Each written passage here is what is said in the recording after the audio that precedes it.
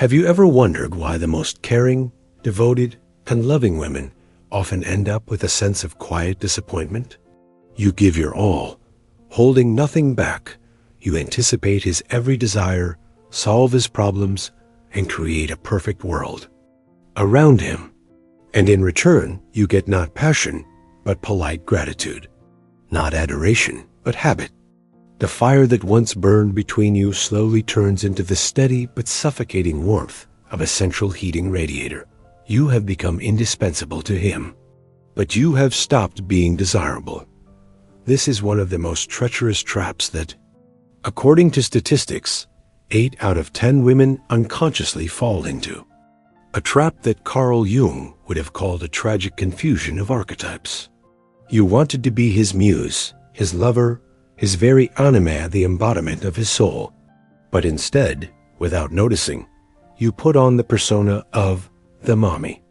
And this mask, woven from the best of intentions, from care, responsibility, and love, has become the primary killer of his attraction to you. Your desire to control everything, your readiness to sacrifice yourself, your drive to shield him from all the world's hardships. These are not signs of a great love. Jung would tell you directly. These are symptoms of a deep internal shift that transforms you from the object of his desire into a convenient function. From a mystery he wants to solve for a lifetime into a book he's already read, now sitting on a shelf. The price you pay for this role is exorbitant. It's not just faded passion. It's the slow dissolution of your own personality, your mystery, your feminine power. You are not losing him. You are losing yourself. And he, sensing this on an unconscious level, stops seeing you as the woman for whom feats are performed. He sees the one who will remind him to wear a hat. But what if I told you there is a way out of this role? That you can turn off mommy mode and activate a state that Jung would call the magnetic power of a whole personality? To become for him not a safe harbor, but an intoxicating obsession. Not the one he comes to for soup, but the one whose thoughts keep him up at night. Today, we will break down 8 key transformations, 8 steps that separate the mommy from the obsession. This is not a set of manipulations. It is deep, inner work based on the wisdom of Carl Jung, a path back to your true, enchanting, and inconvenient essence. And the 8th step is the most important. It is the key to irreversible change. Are you ready to stop being everything to him and finally become everything to yourself? Then let's begin. Transformation 1. From total control to deep trust. Think about how often you remind him of important calls, how you check if he's eaten, how you mentally map out his schedule, trying to anticipate every possible problem. This seems like an expression of love, but Jung would look deeper and see not love, but anxiety, your desire to control. His life is actually a desperate attempt to control your own reality, to protect yourself from chaos and unpredictability. The mommy persona is always on guard. She is the manager of his life. She believes that without her involvement, everything will fall apart. He will forget, be late, make a mistake. On a conscious level, you say, "I'm just caring."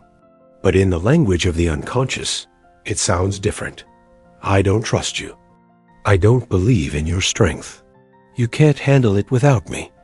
And this is a slow poison to his masculinity. A man who is constantly coddled either turns into an infantile child or begins to rebel, subconsciously trying to break free from this suffocating care. Jung would say that by controlling him, you are projecting your own shadow onto him, your fear of failure, your insecurity. You are afraid that if he fails, it will be your failure too. Your self-esteem becomes dangerously dependent on his successes. And the more you control, the more responsibility you take on, and the more resentment builds in your shadow when he doesn't appreciate your efforts or resists them. The woman who becomes an obsession operates from the exact opposite principle, the principle of trust. She does not control. She believes. She lets go of the reins not because she doesn't care, but because she respects his path, his right to make mistakes, and his ability to handle them. Her silent presence says, I believe in you. I know. You are strong. You've got this. This doesn't mean she becomes indifferent. It means she stops being his personal assistant and becomes his ally. She doesn't solve his problems. She has faith in his ability to solve them. This creates an invisible but powerful field of respect between you.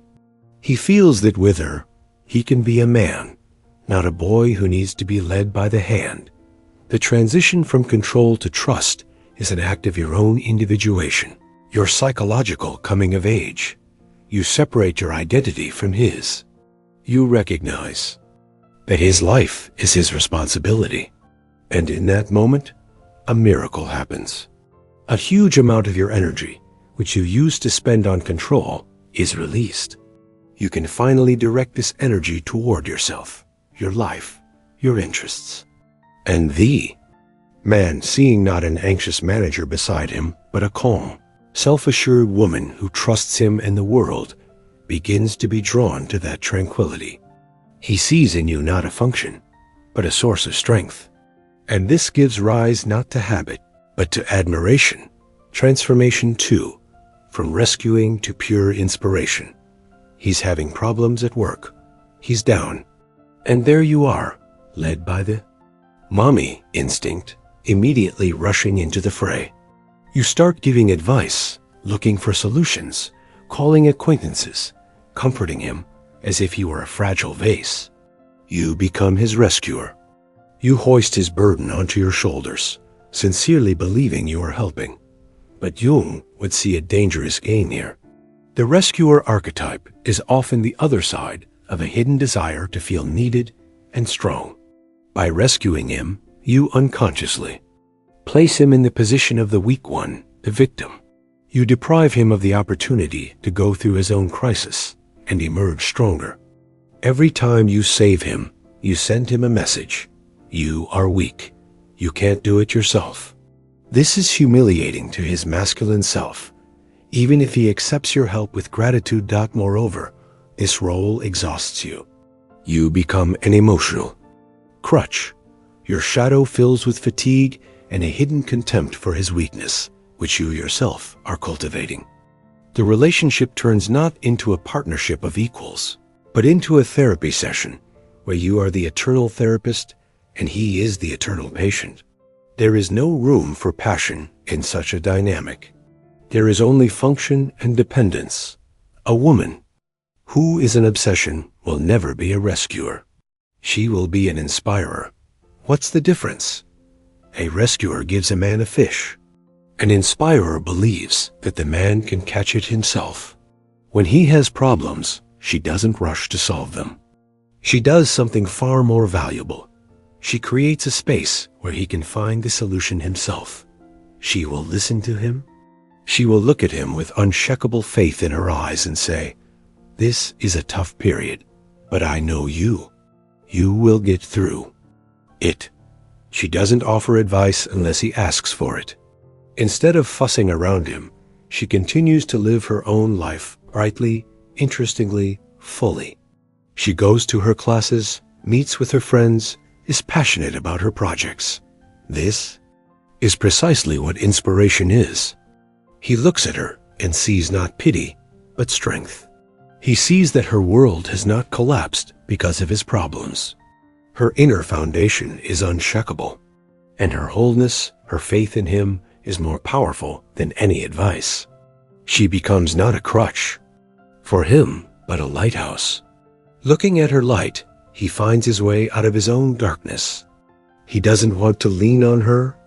He wants to reach for her, to be worthy of her. Jung would call this the awakening of his own inner hero. She doesn't fight his dragons for him. She believes that he himself is St. George. And this belief makes her, in his eyes, not a caring mother, but a mystical muse, the one for whom he wants to slay dragons. Stop rescuing him. Start believing in him. And you will see how his gaze changes. It will hold not the gratitude of the needy, but the admiration of the strong. Asterisk, asterisk, Transformation 3. From total self-sacrifice to the radiance of your own desires. Asterisk, asterisk.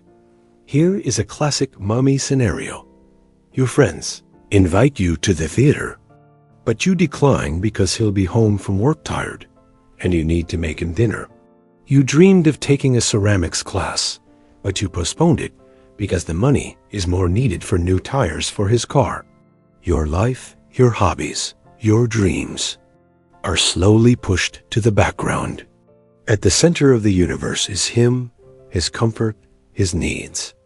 You sacrifice yourself on the altar of the relationship, hoping he will appreciate it. But psychology, as Jung taught, is paradoxical. The more you sacrifice, the less you are valued. Why?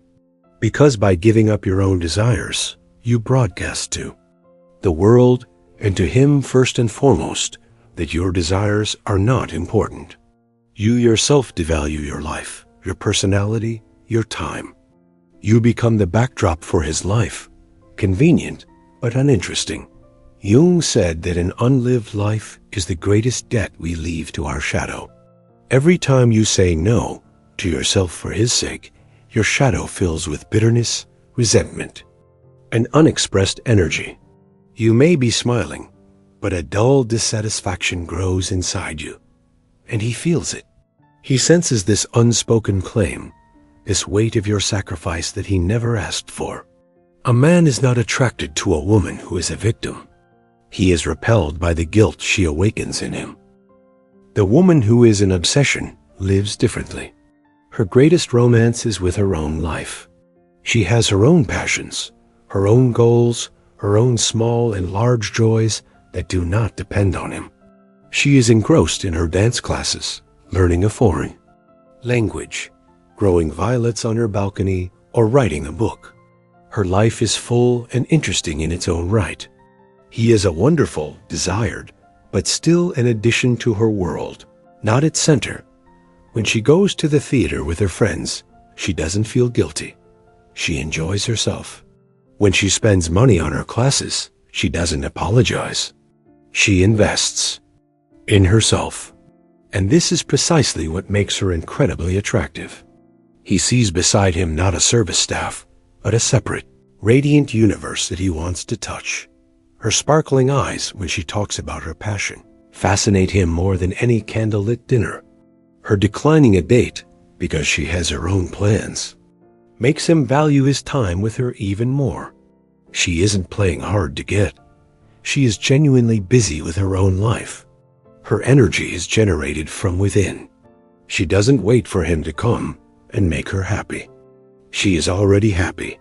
This is the path to oneself, which Jung spoke of. The path to the point where your happiness is your personal responsibility. Stop sacrificing yourself. Start living your own life with passion. And then he won't just be coming home. He will be rushing to get into your amazing world, afraid of being late, afraid of missing something important. You will become not an obligation to him, but an eternal discovery. Asterisk, asterisk, Transformation 4. From blind forgiveness to unshakable boundaries. Asterisk, asterisk. He was an hour late and didn't call.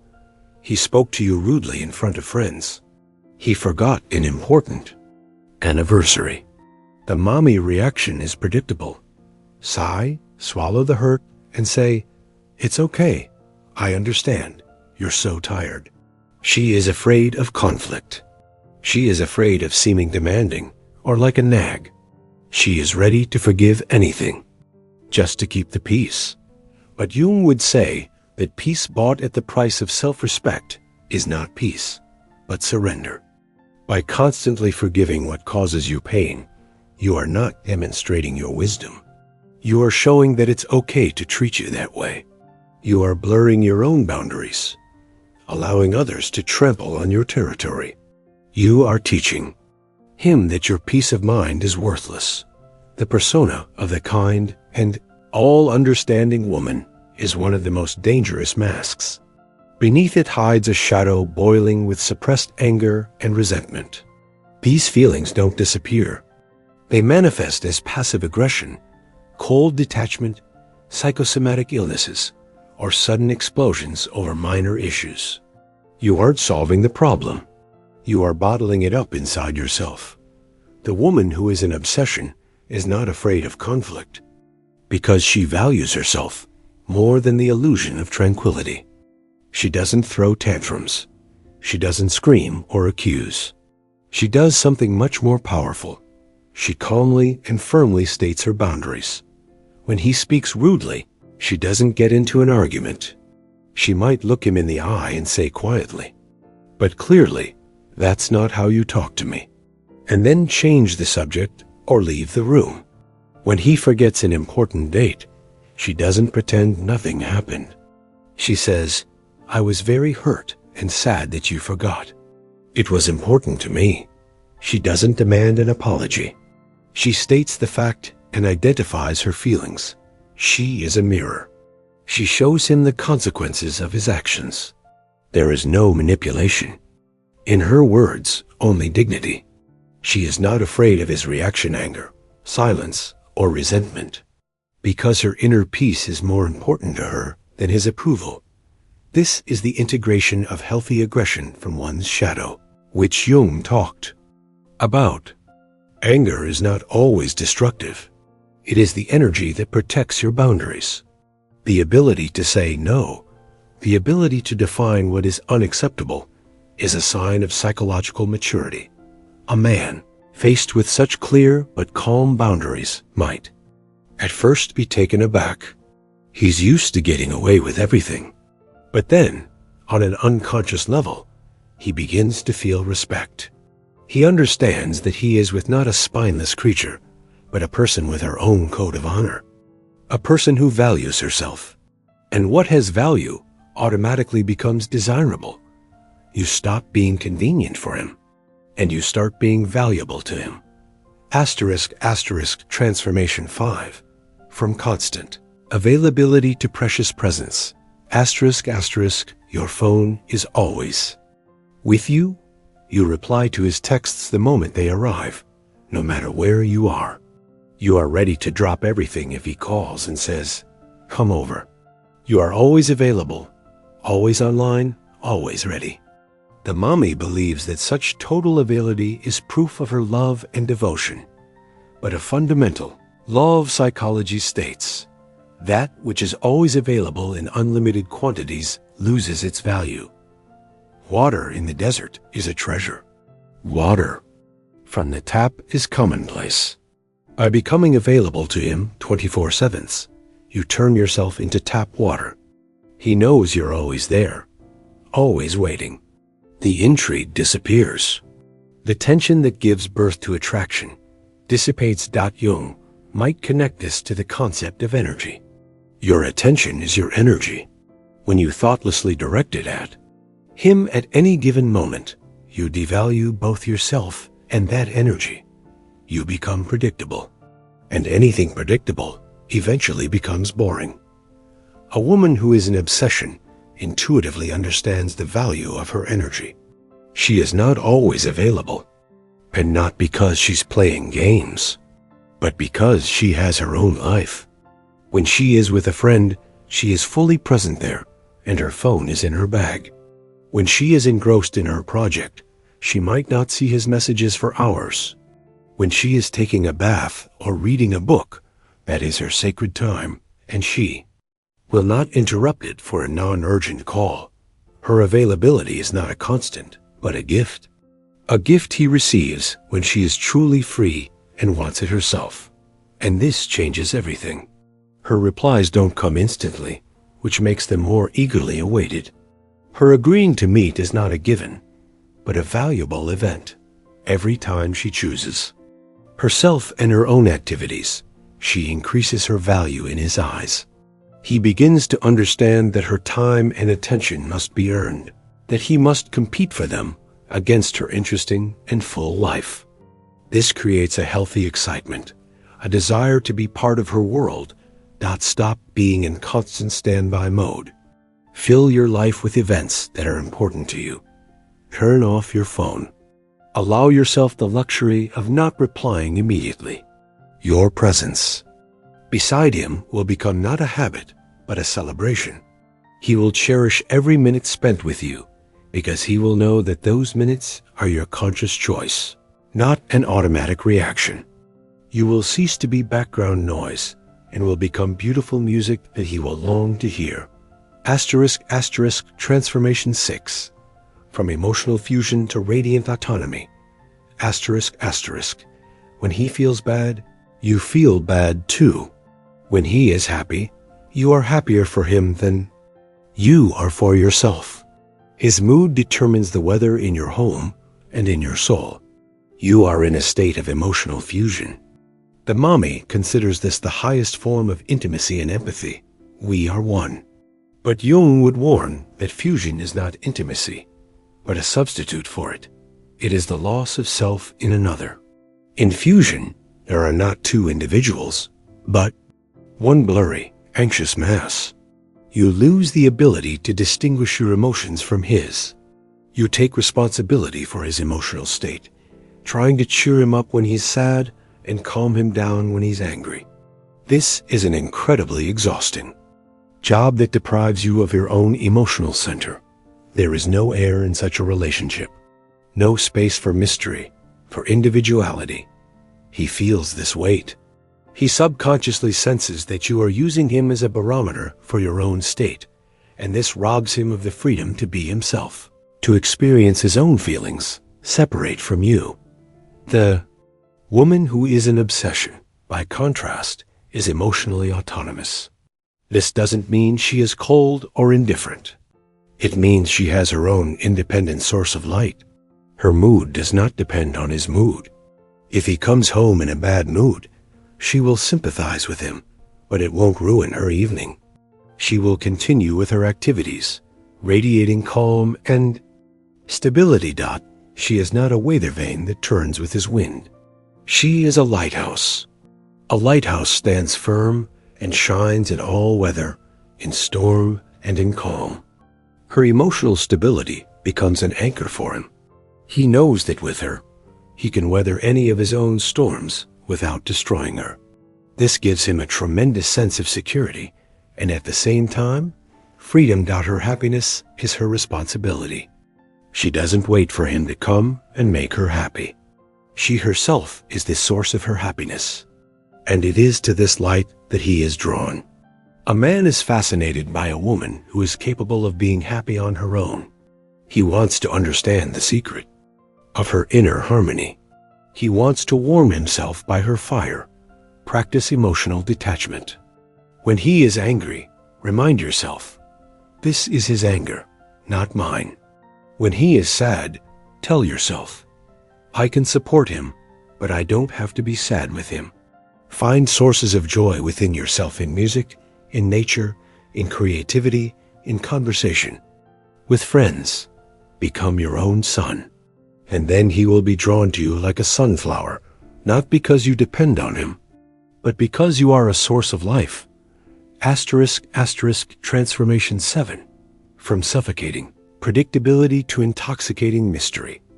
***, he knows everything about you. What you will say in a given situation, how you will react, what you will cook for dinner, what you will talk about before bed. You have become an open book to him.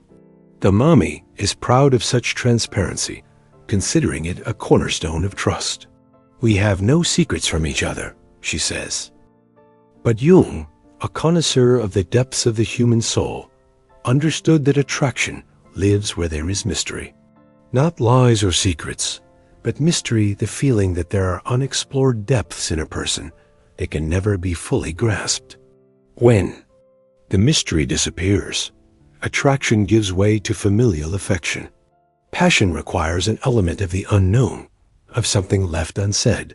A woman who has completely revealed herself, who has become understandable and predictable, loses her mystical aura, her anima, that very image of the soul that beckons and mesmerizes a man. He stops exploring her because he thinks he has already explored everything. The woman who is an obsession, by contrast, always holds a mystery within her. She doesn't unload all her thoughts and feelings onto him. She doesn't tell him about her every move. She is in no hurry to share all her plans. She has her own inner world, where access is not open to everyone, and not all the time. She might smile mysteriously in response to a question. She might suddenly go away for the weekend alone, without a detailed explanation of why. She might start a new hobby and not fill him in on all the details. She isn't lying. She is simply keeping a part of herself for herself. Jung would say that this is a healthy boundary of the self. Your soul is a vast ocean, and it would be naive to think that someone else could map it completely.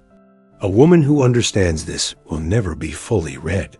There will always be a shadow in her, a depth that beckons. He looks at her and thinks, who is she really?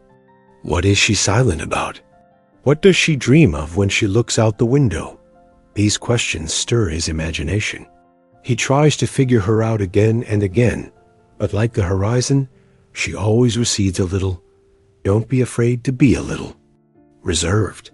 Don't rush to report on your everyday.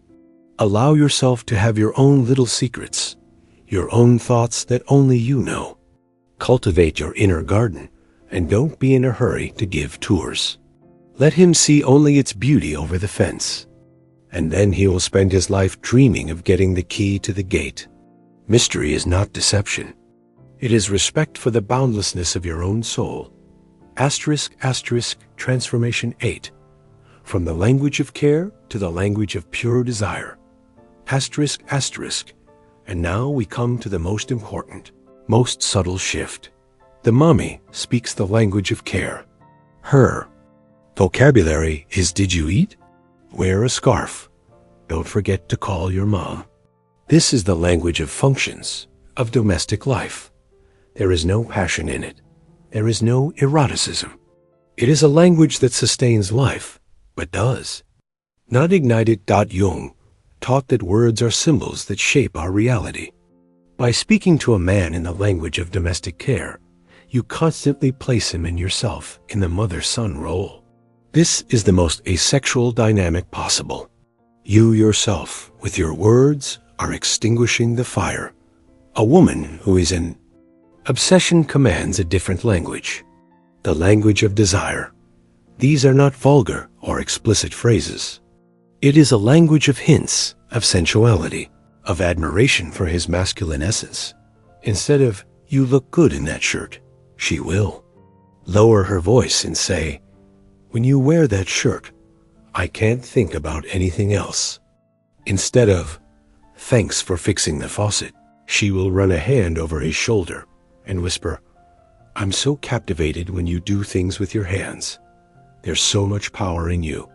Instead of a routine, I love you before sleep, she might look him in the eyes and say, you drive me crazy. Do you feel the difference? The first version is a statement of fact. The second is an awakening of his feelings, his ego, his masculinity. She speaks not of his function, fixing the faucet, but of his essence, power. She speaks not of her love as a habit, but of her desire, her obsession. This language requires courage. It requires stepping out of the comfortable and safe mommy role. It requires connecting with your own sensuality, with your shadow.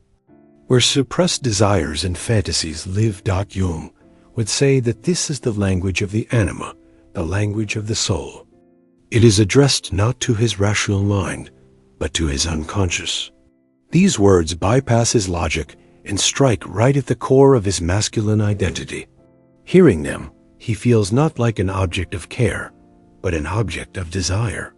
He feels like a man, and the woman who can awaken this feeling in him becomes an absolute obsession for him.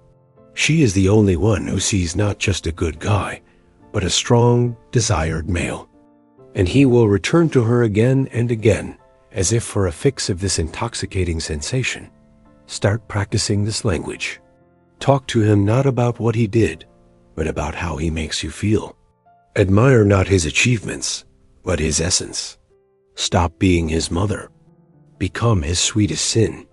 Conclusion, the path from the mommy. 2. The obsession is not a change in behavioral tactics. It is the deepest internal transformation. It is the path of individuation of which the great Jung spoke. It is a journey from the convenient, socially approved persona to your true, complex, inconvenient, and infinitely attractive self. Each of the 8 transformations is an act of liberation. You free yourself from control, from sacrifice, from fusion, from fear. You reclaim your energy, your desires, your boundaries, your voice. You stop being a function in his life and become the main event in your own dot. It is this change within you that changes everything on the outside. A man, like a mirror, reflects your attitude toward yourself. When you start to value yourself, he starts to value you. When you become a mystery to yourself, you become a mystery to him. When you begin to desire yourself, your life, your body, your soul, he begins to desire you with triple the force. You are no longer the one who creates his comfort. You are the one who creates a sacred awe in his soul. You are not the one who solves his problems. You are the one who is, for him, the sweetest problem he wants to spend his life solving. Do not be afraid of this path. Yes, it will demand courage. From you, the courage to let go, to trust, to choose yourself. But its reward is not just his adoration. The reward is you, whole, radiant, free. A woman who has become not an accessory to someone else, but a self-sufficient universe. And the light of this universe is so bright that it's impossible not to be drawn to it. He will not be able to forget you, because you have finally remembered yourself.